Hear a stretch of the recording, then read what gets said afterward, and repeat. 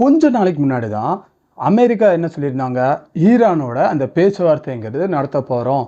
இதன் மூலம் பார்த்தீங்கன்னா, இந்த போரை நிப்பாட்டுறதா இருக்கட்டும், இந்த மாதிரி விஷயங்களை ஈரானோட சேர்ந்து பேச்சுவார்த்தையின் மூலமாக நாங்கள் கொண்டு வர போகிறோம் அப்படின்னு சொல்லியிருந்தாங்க.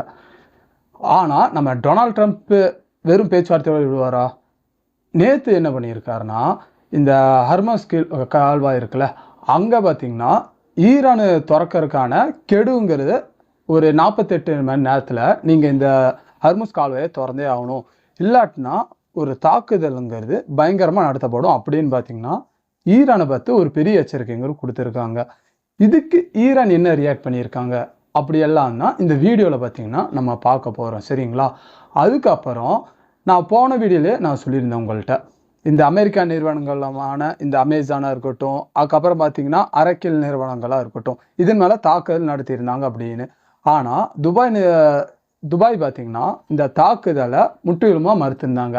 ஆனால் இப்போ கிடைச்ச நியூஸில் அந்த அரங்கில் நிறுவனம் மேலே தாக்குதலுங்கிறது நடந்திருக்கு. இது என்ன அப்படிங்கிறதையும் தான் இந்த வீடியோவில் முழுசாக பார்க்க போகிறோம்.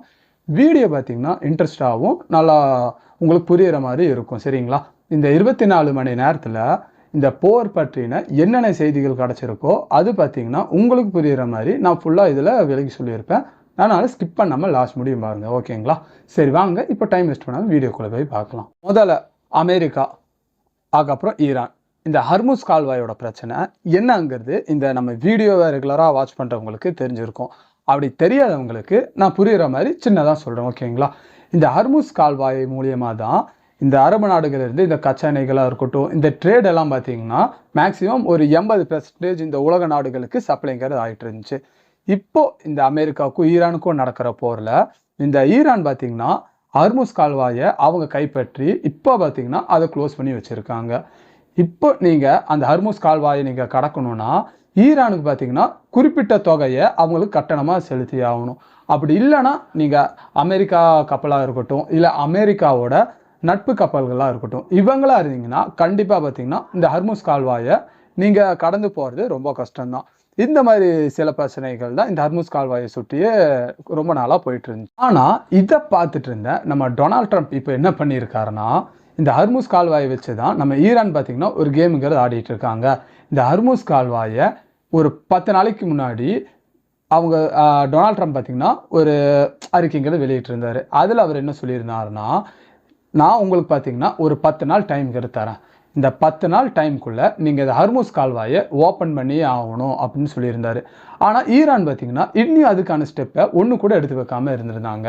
இப்போ நேற்று ரீசெண்டாக நம்ம டொனால்ட் ட்ரம்ப் என்ன சொல்லியிருக்காருன்னா, இந்த 10 நாள் டைம்ங்கிறது கொடுத்துருந்தால இந்த 10 நாள் டைமில் இன்னும் பார்த்தீங்கன்னா மிஞ்சி இருக்கிறது வெறும் 48 மணி நேரம் தான். நீங்கள் அதுக்குள்ளே ஏதாச்சும் ஒரு முடிவை நீங்கள் எடுத்து ஆகணும். அப்படி முடிவு எடுக்கலைன்னா நீங்கள் பார்த்தீங்கன்னா ஒரு பெரும் பேரழிவை சந்திக்க நேரிடணும் அப்படின்னு நம்ம ஈரானை பார்த்து நம்ம டொனால்ட் ட்ரம்ப் பார்த்தீங்கன்னா ஒரு பெரிய எச்சரிக்கைங்கிறது கொடுத்துருக்காரு. இப்படி ஒரு மிரட்டல் செய்தியை நம்ம ஈரானை பார்த்து ட்ரம்ப் வச்சாருன்னா நம்ம ஈரான் பார்த்துட்டு சும்மாவாக இருப்பாங்க? அவங்க சைடில் இருந்து நேற்று அவர் அந்த 10 நாள் கெடுங்கிறது கொடுத்துருந்தார்ல, இன்னும் 48 மணி நேரம் தான் இருக்குன்னு சொல்லியிருந்தார்ல, அதை பார்த்தீங்கன்னா நம்ம ஈரான் கவர்மெண்ட் முற்றிலுமாக ரிஜெக்ட் பண்ணியிருக்காங்க.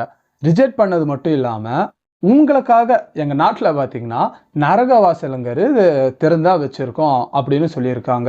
அது மட்டும் இல்லாமல் உங்களோட இந்த மிரட்டலுக்கெல்லாம் ஈரான் பார்த்தீங்கன்னா எப்பவும் தலை வணங்காது அப்படின்னும் நம்ம அமெரிக்காவை பார்த்து ஈரான் பார்த்தீங்கன்னா இந்த மாதிரி ஸ்டேட்மெண்ட்டுங்கிறது சொல்லியிருக்காங்க. இது மட்டும் தானா? இது மட்டும் இல்லாமல் இன்னொன்று சொல்லியிருக்காங்க. அதில் அவங்க என்ன சொல்லியிருக்காங்கன்னா, இந்த டொனால்ட் ட்ரம்ப் பார்த்தீங்கன்னா இப்போதைக்கு என்ன பண்ணுறாருன்னு அவருக்கே தெரியல, ஒரு பதட்டமான சூழ்நிலையும் அதுக்கப்புறம் அவருக்கு என்ன பண்ணுறோம் அப்படின்னு தெரியாமல் ஒரு யோசிக்க முடியாத நிலையில தான் இப்போதைக்கு இந்த டொனால்ட் ட்ரம்ப்புங்கிறது இருக்காரு அப்படின்னும் நம்ம அமெரிக்க அதிபரை பற்றி நம்ம ஈரான் பார்த்திங்கன்னா ஒரு கடுமையான விமர்சனங்கிறத வச்சுருக்காங்க. இது மட்டும் இல்லாமல் ஈரான் கவர்மெண்ட் இன்னொரு எச்சரிக்கைங்கிறது பக்கத்து நாடுகளுக்கு பார்த்தீங்கன்னா கொடுத்துருக்காங்க.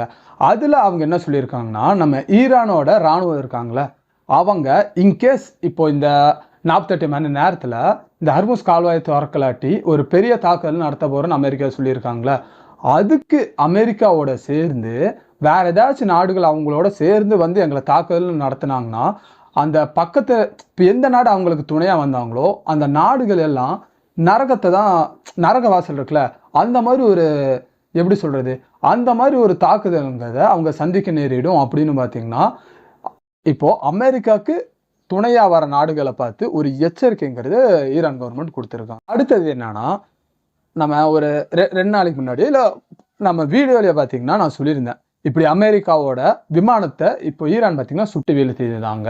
சுட்டு வீழ்த்தினது மட்டும் இல்லாம, இப்போ அந்த பாகங்களா இருக்கட்டும், இல்ல அந்த விமானிகளை உயிரோட பிடிச்சிட்டு வரவங்களுக்கு தக்க சன்மானம் தரப்படும் அப்படின்னு சொல்லியிருந்தாங்க.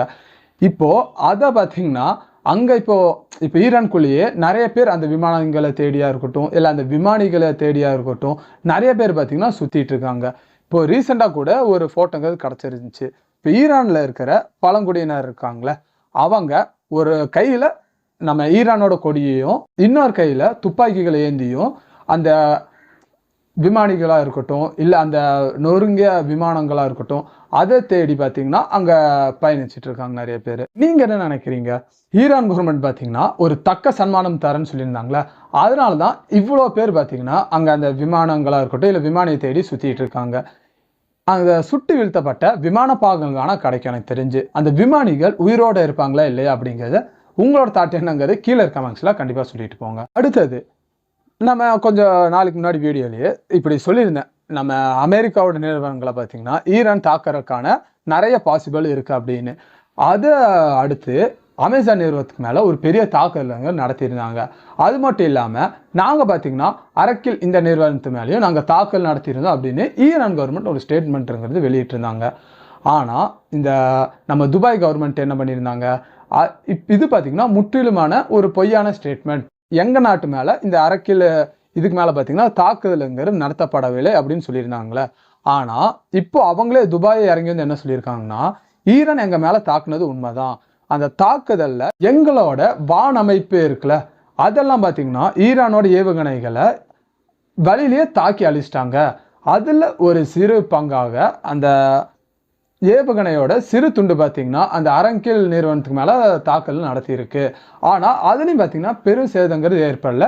வெறும் சும்மா ஒரு லேசான சேதம் தான் அதுல ஏற்பட்டிருக்கு அப்படின்னு நம்ம துபாய் கவர்மெண்ட்ல இருந்து அவங்களே அஃபிஷியலா சொல்லியிருக்காங்க. அதுக்கப்புறம் இப்போ இந்த ஈரான் கவர்மெண்ட் இந்த அமெரிக்காவோட இந்த போர் விமானத்தை பார்த்தீங்கன்னா சுட்டு வீழ்த்திருந்தாங்க.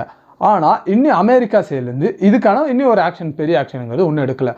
ஆனா கூடிய சீக்கிரம் பார்த்தீங்கன்னா அவங்க எடுக்கக்கூடும் அப்படின்னு நினச்சிட்டு இப்போ ஈரான் கவர்மெண்ட் என்ன பண்ணியிருக்காங்கன்னா, அவங்களோட அந்த வான்வெளியோட அந்த ஆயுதங்கள் இதெல்லாம் இருக்குல்ல, அதை பார்த்தீங்கன்னா பலப்படுத்தியிருக்காங்க.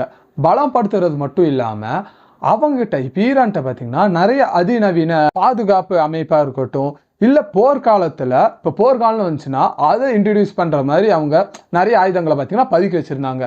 அதையும் நாங்கள் பார்த்தீங்கன்னா இப்போ நாங்கள் வான்வெளியை ஸ்ட்ரென்த் படுத்துறதுக்காக இது எல்லாத்தையும் நாங்கள் எடுத்துகிட்டு வர போகிறோம் அப்படின்னும் ஈரான் கவர்மெண்ட்லேருந்து அவங்க ஒரு அஃபிஷியல் ஸ்டேட்மெண்ட்டுங்க சொல்லியிருக்காங்க. அதுக்கப்புறம் நம்ம டொனால்ட் ட்ரம்ப் அவருக்குன்னு தனியாக ஒரு சோசியல் பிளாட்ஃபார்ம் அவர் வச்சுருக்காரு, ட்ரூத் சோஷியல் மீடியா அப்படின்னு. அந்த சோஷியல் மீடியாவில் அவர் பார்த்தீங்கன்னா ஒரு ட்விட்டுங்கிறது போட்டிருக்காரு. அதில் அப்படி என்ன சொல்லியிருக்காருன்னா, நாங்கள் நடத்தின இந்த ஈரானோட தலைநகரமான டெஹ்ரானில் நடத்தின ஒரு பெரிய தாக்குதலில் அங்கே இருக்கிற நிறைய இராணுவ தளபதிகள் கொல்லப்பட்டிருக்காங்க அப்படின்னு பார்த்தீங்கன்னா அதில் ஒரு போஸ்ட்டுங்கிறது அவர் போட்டிருக்காரு.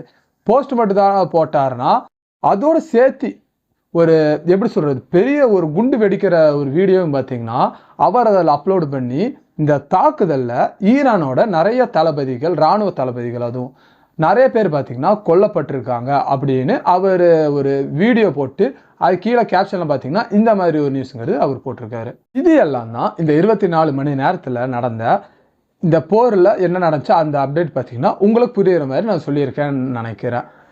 இந்த வீடியோ பற்றின ஏதாச்சும் உங்களுக்கு கருத்து இருந்துச்சுன்னா அதை கீழே கமெண்ட்ஸில் கண்டிப்பாக சொல்லிட்டு போங்க, ஓகேங்களா?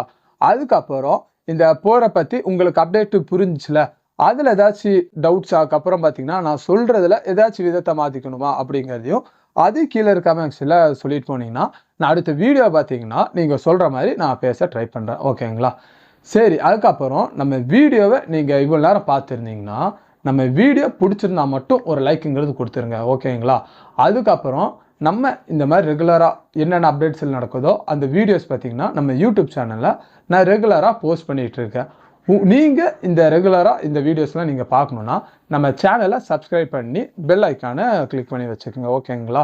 உங்களை இன்னொரு சூப்பரான வீடியோவில் நான் நாளைக்கு சந்திக்கிறேன். தேங்க்யூ.